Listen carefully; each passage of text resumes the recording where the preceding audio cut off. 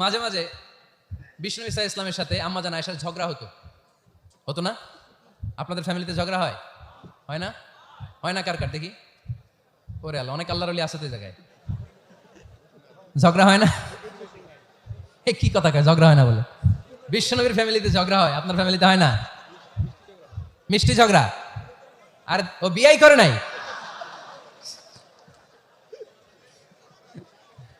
ঝগড়া তো হবেই, দাম্পত্য জীবনের মজাটাই তো এখানে। কখনো ঝগড়া, কখনো আনন্দ, একটু বৃষ্টি, একটু রোদ, একটু হাসি, একটু কান্না, ভালো লাগা ভালোবাসা শেয়ার করে নেওয়া, মিলেমিশে একাকার হয়ে যাওয়া, ঠিক কিনা? তো আল্লাহর হাবিব সাল্লাল্লাহু আলাইহি ওয়াসাল্লামের সাথে আম্মাজান আয়েশার ঝগড়া হতো। তো একদিন ঝগড়া হয়ে দুইজন রেগে আছে। খবরদার দুইজন রেগে থাকবেন না আবার। একজন রাগলে আরেকজন থেমে যাবেন, কারণ এই ছোট্ট ঝগড়া থেকে এটা অনেক সময় বিচ্ছেদের দিকে গড়ায়। আমার প্রিয় ফরিদপুরবাসী, ভাবি রেগে গেলে আপনি রাগেন না, ওই দিন আপনি একটু ঠান্ডা থাকেন। আবার আপনি রেগে গেলে, আমার মাইকের আওয়াজ যদি ভাবিরা শুনেন, আপনারা রেগে যায় না, একটু ঠান্ডা থাকবেন। দুইজনে রেগে গেলে তো তৃতীয় বিশ্বযুদ্ধ শুরু হবে, তাই না? একজন রেগে গেলে আরেকজন ঠান্ডা, কারণ এই সামান্য ঝগড়া থেকে ইগোর কারণে এটা বিচ্ছেদ আর ডিভোর্স পর্যন্ত গড়ায়। আর শয়তান এখানে উস্কানি দেয়, কারণ ইমানদারদের ফ্যামিলি ভাঙতে পারলে শয়তান সবচেয়ে বড় খুশি হয়।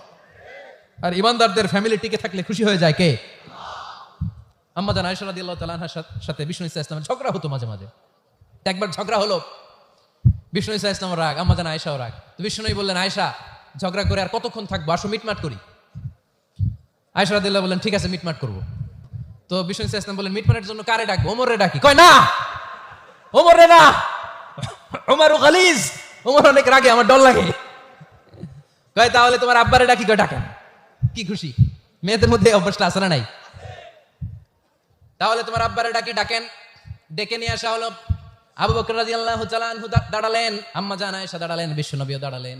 বিশ্বনবী বললেন, আয়েশা তোমার আব্বা আসছে, এবার ঘটনা খুলে বলার পালা, তুমি বলবা নাকি আমি বলবো?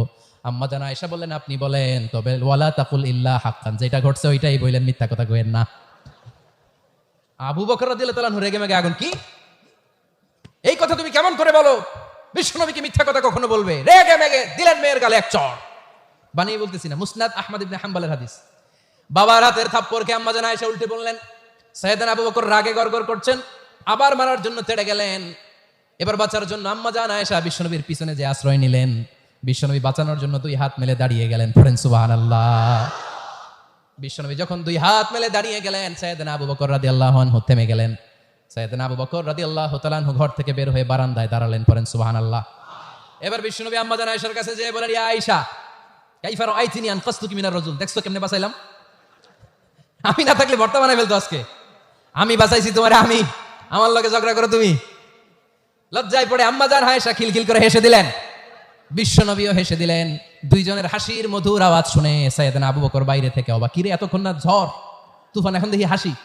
সালাম দিয়ে অনুমতি নিয়ে ভিতরে ঢুকলেন। ঢুকে দেখেন আম্মাজান আয়েশাও হাসে, বিশ্বনবীও হাসে। এ হাসি দেখে আবু বকর রাদিয়াল্লাহু আনহু হেসে দিলেন। আরশের উপর থেকে খুশি হয়ে গেলেন কে? এবার সাইয়েদনা আবু বকর রাদিয়াল্লাহু তাআলা আনহু বললেন, ইয়া রাসূলুল্লাহ আশরিকানি ফি সিলমিকুমা কামা আশরাকতুমানি ফি হারবিকুমা। ও নবী, যুদ্ধ লাগলে, দুইজন যুদ্ধ লাগলে মীমাংসার জন্য যেমনি আমারে ডাকেন, এরকম হাসি আর আনন্দের মুহূর্তেও আমারে একটু ডাকেন। আশরিকানি ফি সিলমিকুমা কামা আশরাকতুমানি ফি হারবিকুমা। নবী, আপনাদের মধ্যে ঝগড়া লাগলে সন্ধি করার জন্য আমারে যেমনি ডাকেন, আপনাদের হাসি খুশি আনন্দ খুনসুটি এই মজাদার মুহূর্তগুলোতে আমারে বঞ্চিত রাখেন না, আমার একটু ডাকেন। সুবহানাল্লাহ পড়েন। এই মুসনাদ আহমদ ইবনে হাম্বলের হাদিস শোনার উদ্দেশ্য হচ্ছে, বিশ্বনবী প্রথমে ওমর ফারুকের নাম বলেছিলেন। সাইয়েদনা আয়েশা বলে, না আমি ডরাই। হাইবাত, দিস ইজ কল্ড হাইবাত ওমর। একবার বিশ্বনবীর সব বিবিরা ধরলেন, ও নবী আমাদেরকে এটা দেন, ওইটা দেন, ঘরে এইটা নাই, ওইটা নাই, ওইটা নাই। বিশ্বনবীকে, আমার কাছে কিচ্ছু নাই, যদি এমনি আমার বউ হয়ে থাকতে চাও থাকো, তাহলে তা না হলে যা লাগবে কিনে দেবো, সাথে সাথে তালাকও দিয়ে দিব। কিছু দিতে পারবো না, আমার নাই তো, সামর্থ্য নাই। কিন্তু বিবিরাও ছাড়ে না, এটা দেন ওইটা দেন। বিশ্বনবী রহমতের নবী, বিবিদেরকে বুঝাতেও পারেন না, বিবিরা আবদার করতেছে, নবী এটা লাগবে ওইটা লাগবে।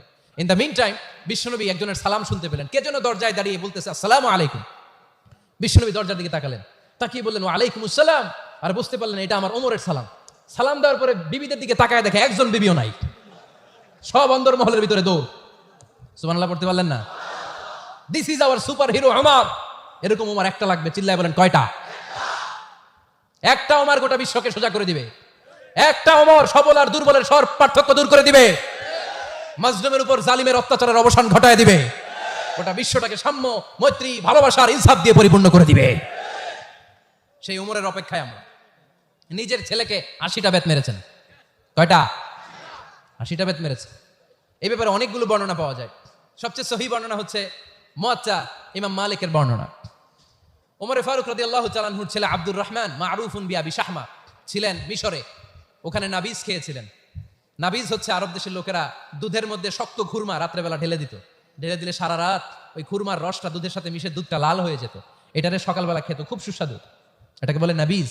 কিন্তু এটা রাতে ভিজাইলে সকালেই খাইতে হয়, রেখে দিলে আবার একটু সমস্যা হয়। এটা অনেকটা তারির মতো হয়ে যায়, মাতলামি চলে আসে। তো ওমরে ফারুকের ছেলে নাবিজ খেয়েছেন, মদ খাননি, নাবিজ। কিন্তু নাবিজ খাওয়াতে সাকরান চলে এসেছে। সাকরান চলে আসাতে এটা যখন প্রমাণিত হয়েছে, আমর ইবনে আস রাদিয়াল্লাহু তাআলা আনহু নাকি 80 বেত মেরেছেন মিশরে। কয় বেত? নিয়ম হচ্ছে সবার সামনে, ইনি সবার সামনে না মেরে একটু গোপনে মেরেছে। এই তথ্য যখন ওমরে ফারুকের কাছে এসেছে, উনি বললেন না, মারতে হবে সবার সামনে, আলাদা মাল্লা কেন? ও মদিনায় ফিরে আসলে আমি আবার 80টা মারবো। মদিনায় ফিরে আসার পরে সাইয়েদনা ওমরে ফারুক ওই আগের 80টারে আর ধরেন নাই, নিজ হাতে আবার 80টা বেত মেরেছেন। এই বেত মারার 1 মাস পরে এই আবু শাহমা ইন্তেকাল করেছে। অনেক ঐতিহাসিক বলে এই বেতের আঘাতে মরেছে, কেউ কেউ বলেছে নিজের রোগের কারণে মরেছে। কিন্তু দিস ইজ দ্য ইনসাফ সিস্টেম অফ ওমর। নিজের ছেলে বলে ছেড়ে দেয় নাই। এখন নিজের ছেলে হইলে 7 খুন মাফ, নেতার ছেলে হইলে 10 খুন মাফ, এলাকার মোড়লের ছেলে হইলে 10 খুন মাফ। নো পার্সিয়ালিটি ইন ইসলাম। ইসলামে পার্সিয়ালিটি নাই। আপনি নেতার ছেলে হন, আপনি বিজনেস ম্যাগনেটের ছেলে হন, আপনি যেই হন না কেন, ইসলামের দৃষ্টিতে সবাই সমান। চিল্লায় বলেন ঠিক কিনা? বানু মখজুমিয়া গোত্রের এক নারী চুরিতে ধরা পড়ল। সাহাবারা বললেন, নবী, মদিনা সবচেয়ে ভেরি প্রেস্টিজিয়াস এন্ড ডিগনিফাইড ফ্যামিলির মেয়ে, আপনি হাত কাটেন না, কারণ ইসলামের নিয়ম চুরি করলে কি কেটে দাও? বিশ্বনবী বললেন, বলো কি? হাত না কাটার জন্য তোমরা আমাকে রেকমেন্ড করছো? এটা আল্লাহর আইন। পৃথিবীর কেউ রেকমেন্ড করলো শোনার ক্ষমতা আমার নাই, কারণ আইনটা দিয়েছে কে? লাউ কানাত ফাতিমাতু বিনতি মুহাম্মাদিন সারাকাত লাকাতা মুহাম্মাদুন ইয়াদাহা। আরে বনু মাকসুমিয়া মেয়ে তো দূরের কথা, আমার কলিজার টুকরা ফাতেমাও যদি আজ চুরিতে ধরা পড়তো, তার হাত কেটে দিতে আমি 1 মিনিটও দেরি করতাম না। দিস ইজ ইসলাম। এই হচ্ছে ওমরে ফারুকের মানাকিব। এরকম ওমরে ফারুক কয়টা লাগবে? আওয়াজ করে বলতে হবে, কয়টা লাগবে? একটা লাগবে। এই সাইয়েদনা ওমরে ফারুক মদিনার প্রথম চিফ জাস্টিস ছিলেন।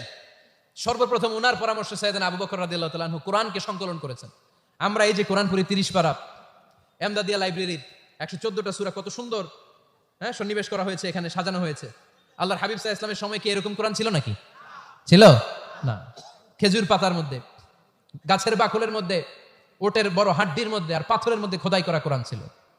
সাইয়েদনা আবু বকরের সময় রাদিয়াল্লাহু তাআলা আনহুর সময় যুদ্ধ হলো, 70 জন হাফেজ সাহাবী ইন্তেকাল করলেন। সাইয়েদনা আবু বকর রাদিয়াল্লাহু তাআলা আনহুকে ডেকে ওমরে ফারুক বললেন, ও আবু বকর। সাইয়েদনা ওমরে ফারুক এই হিজরি সনের গণনা শুরু করেছেন। সাহাবারা বলল, আমিরুল মুমিনিন, খ্রিস্টানদের ঈসাই সন আছে, আমাদের মুসলমানদের কোনো সন নাই। আমাদের একটা সন থাকলে আমাদের জিজিয়া নিতে, আমাদের যাকাতের টাকা উত্তোলন করতে অনেক সুবিধা হবে। ওমর ফারুক বললেন, তাহলে কোন সালকে হিজরি, কোন সালকে মুসলিম সাল হিসেবে আমরা ঘোষণা দিতে পারি? একজন বলল, আমার নবী যেই সালে জন্মগ্রহণ করেছেন ওই সালে। ওমর ফারুক বললেন, না, আমার নবীর জন্ম আমাদের জন্য খুশির দিন, কিন্তু এটা আমাদের জন্য প্রেরণা নয়, প্রেরণা নবীর কাজে, ঠিক কিনা? আরো কিছু সাহাবারা বলল, তাহলে যেই সালে আমার নবী ইন্তেকাল করেছে ওইটারে প্রথম সাল ধরেন। ওমর ফারুক বললেন, না, যেদিন তিনি ইন্তেকাল করেছেন এটা আমাদের দুঃখের দিন, এটা আমাদের প্রেরণা নয়। আমাদের প্রেরণা হচ্ছে বিশ্বনবীর ত্যাগ, তিতিক্ষা আর কাজের মধ্য দিয়ে, জোরে কোন ঠিক কিনা? ওমর ফারুক বললেন, যেদিন বিশ্বনবী ইসলাম রক্ষায় নিজের মাতৃভূমি ছেড়ে মক্কা থেকে মদিনায় গিয়েছেন, ওই দিনটাকে হিজরি প্রথম দিন ধরে আমরা হিজরি সাল গণনা করে শুরু করে দিব। ওইটাই হচ্ছে হিজরি সন। সেখান থেকে হিজরি সনের প্রবর্তন করেছেন সাইয়েদনা ওমর ফারুক রাদিয়াল্লাহু তাআলা আনহু। এই যে স্টেট গভর্নমেন্ট, এই যে প্রিজন, জেলখানা, ক্যান্টনমেন্ট, সচিবালয়, গণভবন, বঙ্গভবন, মুক্তিযোদ্ধাদের ভাতা, রাষ্ট্রীয় ভাতা, এই সব নিয়ম কানুন সাইয়েদনা ওমর ফারুক তার রাষ্ট্রীয় আমলে তিনি নিজে করেছেন। চিল্লায় পড়েন আল্লাহু আকবার। মুসলমানদের আলাদা কারেন্সি, নিজস্ব মুদ্রা ব্যবস্থা নিজে চালু করেছেন। সৈনিকদের মধ্যে যারা বিবাহিত, প্রতি 6 মাস অন্তর অন্তর 1 মাসের ছুটি কাটাতে তারা ফিরে আসবে, সাইয়েদনা ওমর ফারুক চালু করেছেন। চিল্লায় আওয়াজ করে পড়েন আল্লাহু আকবার। এই যে আমরা 20 রাকাত সালাতুত তারাবি পড়ি রমাদানে, পড়েন না আপনারা? এটা সাইয়েদনা ওমর ফারুক চালু করেছে। সুবহানাল্লাহ পড়তে পারলেন না? কোরআনে মোট 22টা আয়াত আছে যেখানে সাহাবারা ইনডিসিশনে ভুগছিলেন। বিশ্বনবীর মত একটা, ওমর ফারুকের মত আর একটা। এই 22 জায়গায় আল্লাহ তাআলা বিশ্বনবীর মতের পক্ষে আয়াত নাজিল না করে ওমর ফারুকের মতের পক্ষে কোরআনের আয়াত নাজিল করেছেন। আওয়াজ করে পড়েন আল্লাহু আকবার।